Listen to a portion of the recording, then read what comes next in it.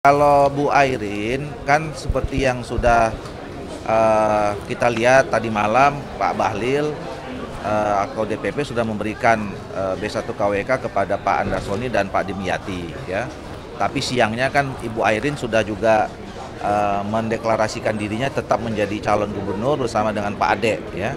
Nah, jadi tentu ini sebetulnya situasi yang tidak mudah ya dihadapi oleh Golkar ya. Tapi kita sekali lagi mengatakan bahwa pilihannya itu berdasarkan kepentingan yang lebih besar ya.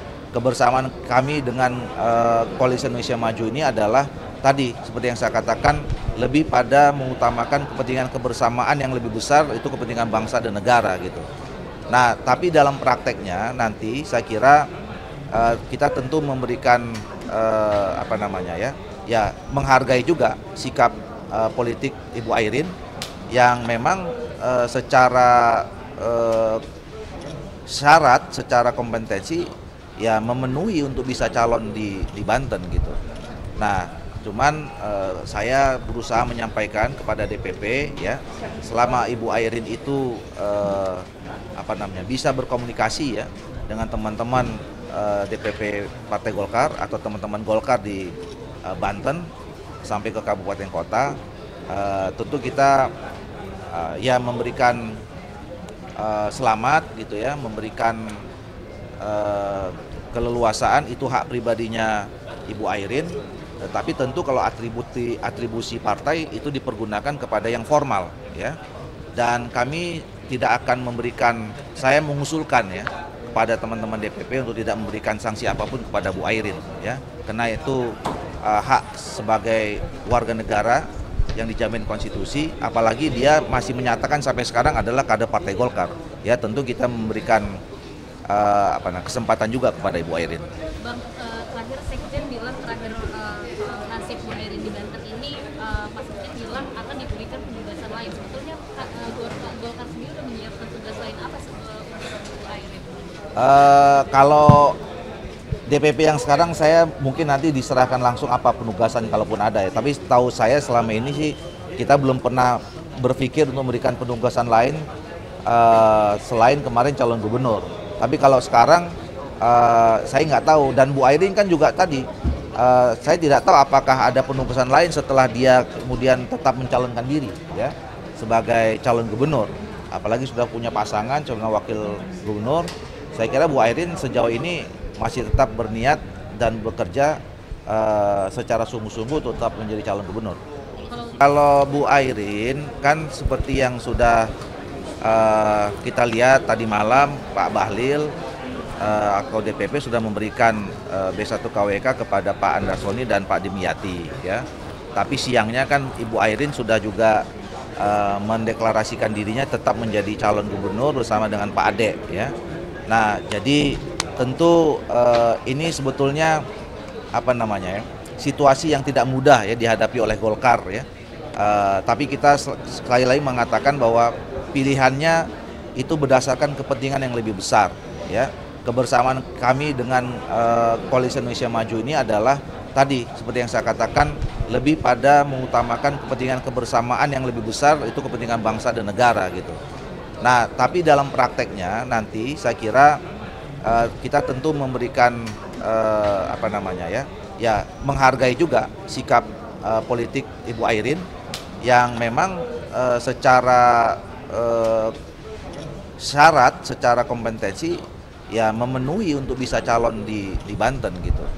Nah, cuman saya berusaha menyampaikan kepada DPP ya, selama Ibu Airin itu bisa berkomunikasi ya dengan teman-teman DPP Partai Golkar atau teman-teman Golkar di Banten sampai ke kabupaten kota, tentu kita memberikan selamat gitu ya, memberikan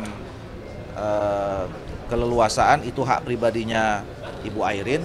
Tapi tentu kalau atribusi partai itu dipergunakan kepada yang formal ya. Dan kami tidak akan memberikan, saya mengusulkan ya kepada teman-teman DPP untuk tidak memberikan sanksi apapun kepada Bu Airin ya. Karena itu hak sebagai warga negara yang dijamin konstitusi, apalagi dia masih menyatakan sampai sekarang adalah kader Partai Golkar. Ya tentu kita memberikan kesempatan juga kepada Ibu Airin.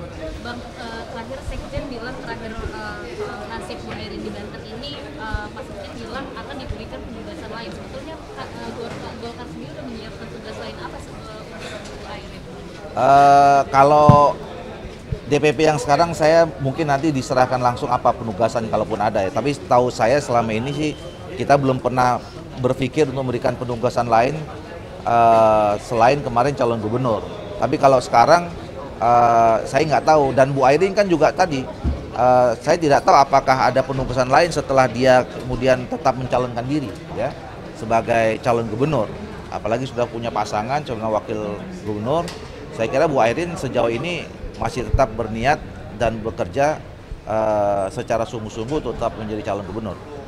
Kalau Bu Airin kan seperti yang sudah kita lihat tadi malam, Pak Bahlil atau DPP sudah memberikan B1 KWK kepada Pak Andarsoni dan Pak Dimyati ya.